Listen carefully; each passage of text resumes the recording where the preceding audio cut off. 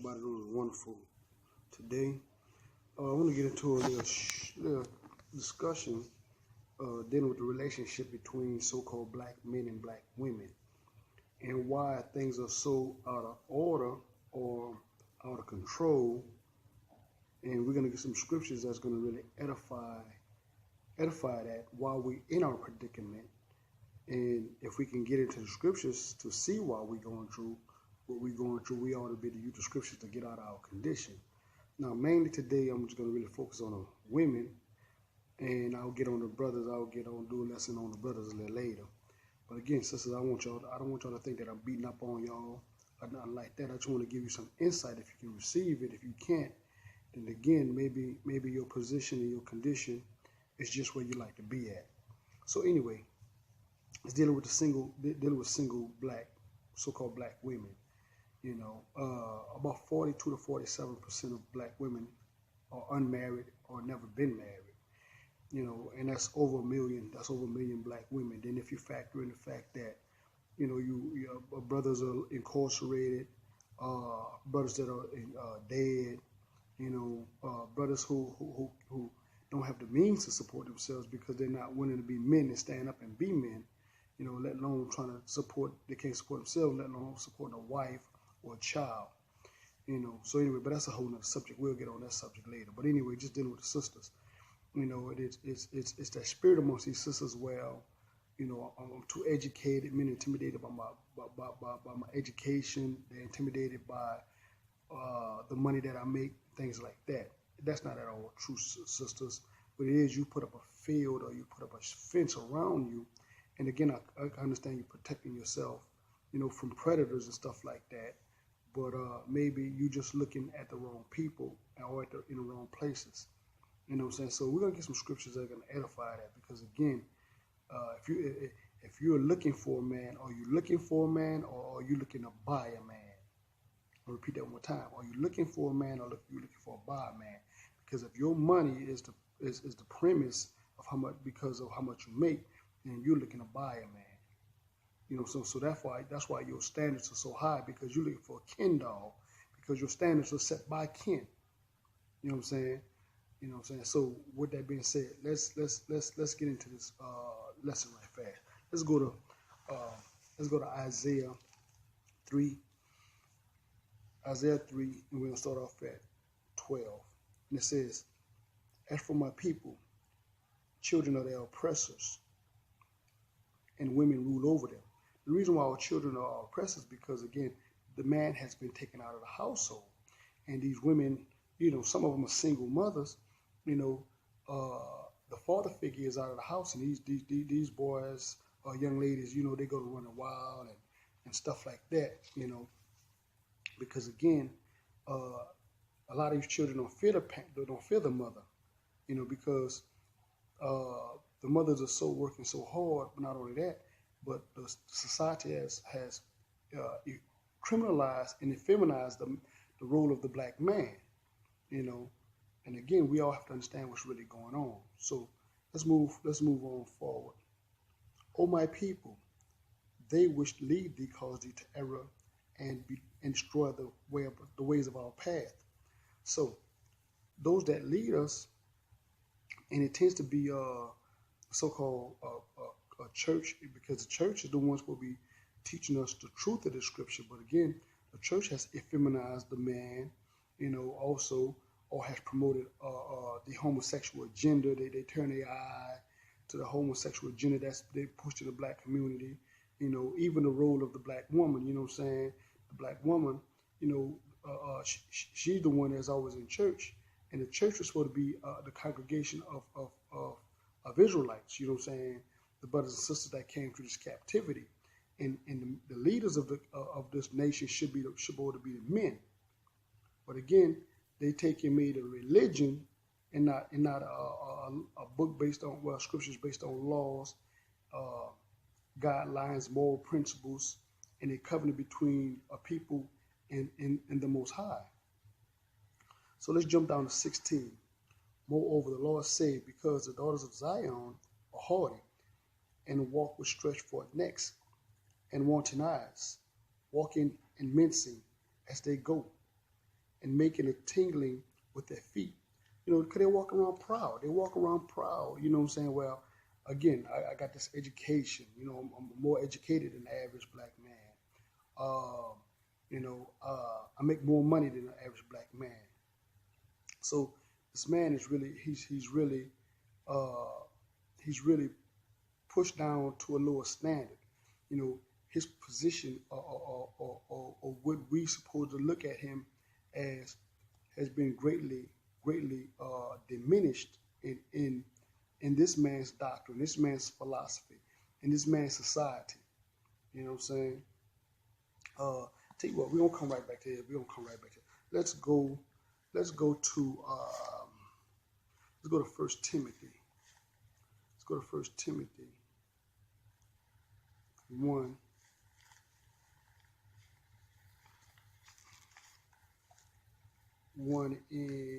Make it 6 and 10. My bad.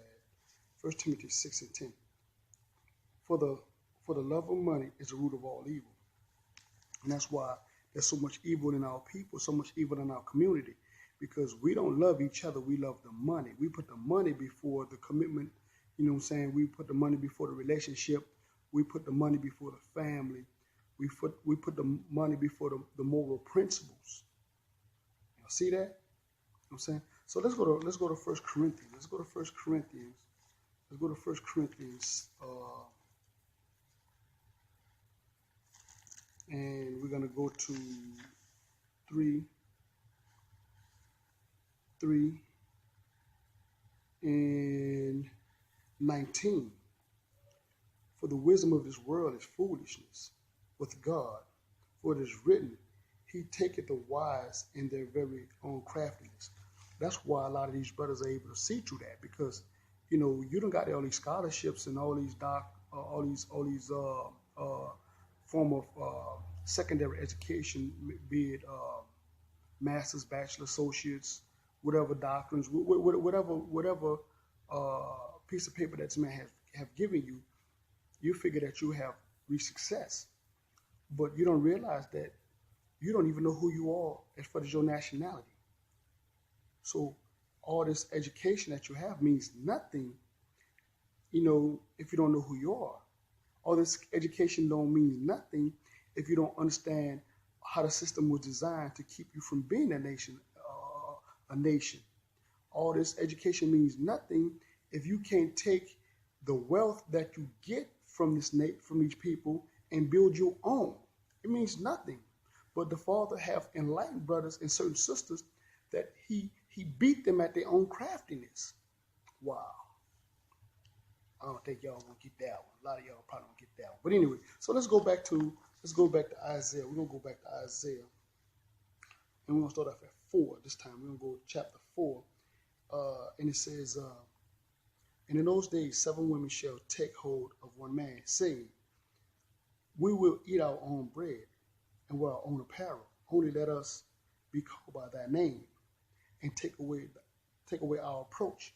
Because again, when this stuff hit the fan, you're gonna have to realize that you got to be protected by a man, because these wicked brothers out there. Because I'm gonna do a lesson on these wicked brothers too. These wicked brothers out there, they ain't even trying to stand up on not only the principles of who they are, but they're not even trying to stand on the moral principle of even protecting the women. But we're gonna get on that in a whole nother lesson. You know what I'm saying? So you're going to have to, you know, come back to your to that rightful righteous brother. You know what I'm saying? That's in his truth. That's in his word. You know, and I know it make a lot of y'all uncomfortable. Guess what? Again, you know, you have fallen for this man and his philosophy and his doctrine and his ideology. You know, but once you get into these scriptures and you submit yourself, you know, to the scriptures, you'll begin to see it. I tell you what, let's go there. Let's get that. Let's go there. Let's go back to 1 Corinthians.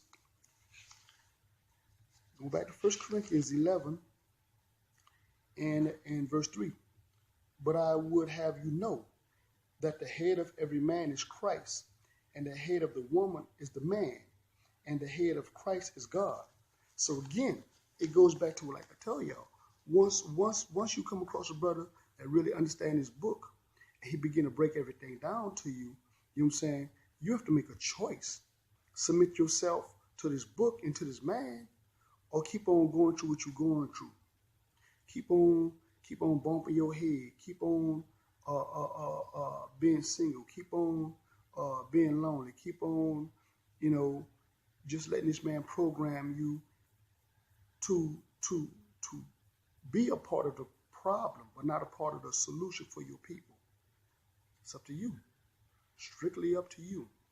You know what I'm saying? So, tell you what. Let's go to Deuteronomy. Let's go to Deuteronomy 28 and 30. Let's go to Deuteronomy 28 and 30. It says, thou shalt betroth a wife, and another male shall lie with her. Thou shalt build a house, and thou shalt not dwell therein. Thou shalt plant a vineyard, and thou shalt not gather the grapes thereof. Again, this man did this to us in slavery, and he's really doing this to us now. That's called divide and conquer. You know what I'm saying? He has set the standard so high that the women that would look at us and say, well, you know what? He's an attractive brother. You know what I'm saying? He's a good brother. Well, he don't meet her requirements now. The standards are so high. He don't make enough money. He's not tall enough. He's not smart enough. Well, he's not good enough. So that's why she goes sleep with Ken. That's why she go get with Ken. And again, like I said, I'm gonna do something on you brothers too, because again, y'all go get Barbie. We do something on y'all too. But anyway, like I said, so tell you what, what we're gonna do is let's go to Proverbs. Let's go to Proverbs.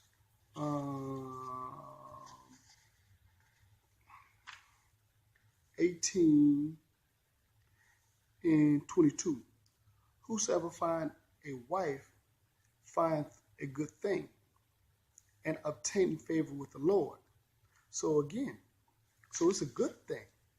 It's a good thing for a brother to find a good wife, but the reverse is the same thing. It's a good thing for a wife to find a good husband. So you can't just look at it one side. Look at the other side of it. You know what I'm saying? So that woman that found a good man, that's a good thing. But most of y'all are single because you put the money first, you put the wisdom of this world first. You know what I'm saying? You put kin first. You see, I gave you all the scripture to show you and edify that. If you kick against it, that's on you. The scripture is showing you that the statistics and the numbers, line up with scriptures. So you mean to tell me this man is you believe in the book? Here is the book pointing out what this man doing to you. So you ought to be able to beat him at his own craftiness. Another food for thought.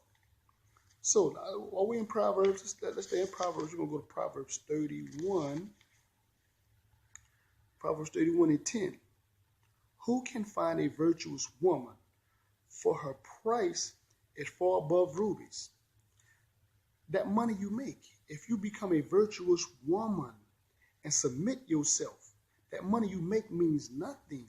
That man will put you over that money, but you put him beneath the money.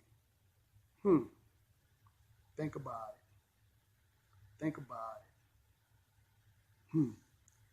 Okay, so I'll tell you what, let's go to Jeremiah. Let's go to Jeremiah 8. Let's go to Jeremiah 8.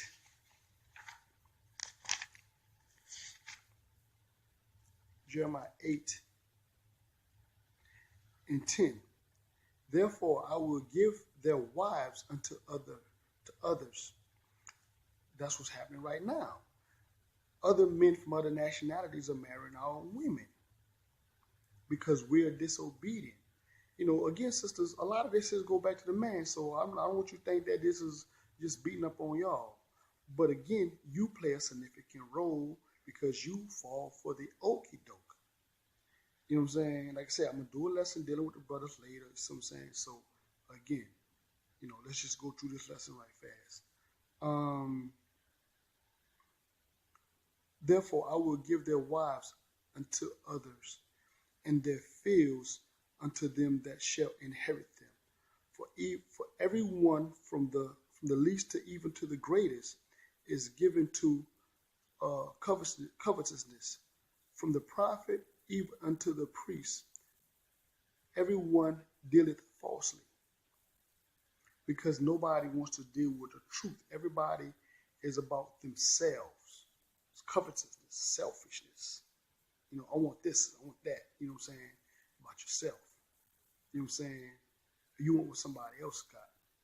So that's why the Most High, instead of you coming back to your nationality, what He's gonna do is He's gonna give you up to that vanity of the world, because that's what you want. You want the vanity of the world. You don't want the people who look like you.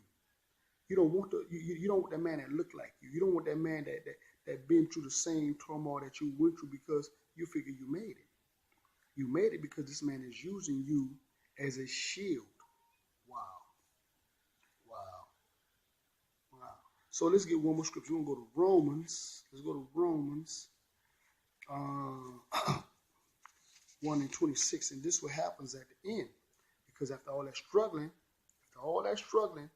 this is what happened to a lot of y'all sisters. You know what I'm saying? I'm not saying all, but this is something that happened to her. Let's go to Romans. Like I said, Romans 1:26. It says, for this cause God give them up to vain affection. For even their women did change the natural use, the natural use unto which that is against nature. And it's, sleeping with other women and stuff like that. There's something that goes over your head, sleeping with men from other nations, because as a form of your natural instinct or nature, that's supposed to be the nature that's in you, is supposed to repopulate your people. So you can preserve your land, so you can preserve your language, for you to preserve your culture, for you to preserve your heritage. Wow. Again, the scriptures is there. You just have to open up your mind and your heart and want to receive it. So with that being said, I hope you all like the lesson. Peace, love, shalom.